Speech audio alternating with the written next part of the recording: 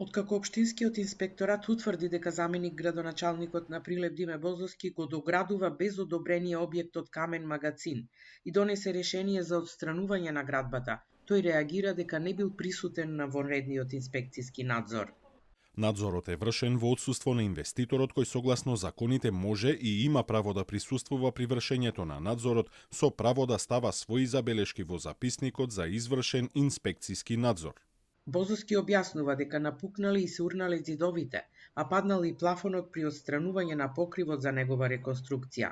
За ваквата ситуација, изведувачот до надлежните служби во општина Прилеп доставил писмено известување на 26 март, но до денес тврди не добил одговор како да постапува понатаму, па тој сам ги прекинал градежните активности, демантира дека градел нелегално.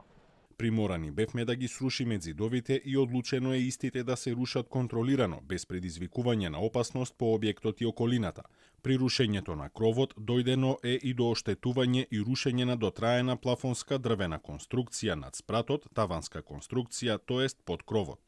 Телма по слободен пристап до информација од јавен карактер од секторот за урбанизам и Општинскиот градежен инспекторат обезбеди документи дека Бозовски не добил одобрение за градба на објектот Камен магацин, туку само решение за реконструкција на покрив, а инспекторатот при увидот затекнал надградба на деловниот објект без одобрение и донеле решение Бозовски да ја отстрани градбата. Случајот сега ќе го проверува и антикорупцијска.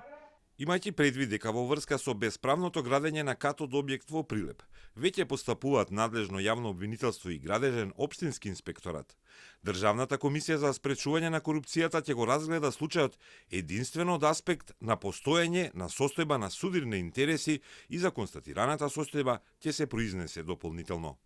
Но заменик градоначалникот на Прилеп Диме Бозовски во постапката на Општинскиот инспекторат гледа политика и тенденциозност за елиминација да влезе во трката за градоначалник на Прилеп, обид да се извалка неговото име поради можната кандидатура од негова страна, токму во време кога се очекува ВМРО-ДПМНЕ да ги објави имињата на кандидатите.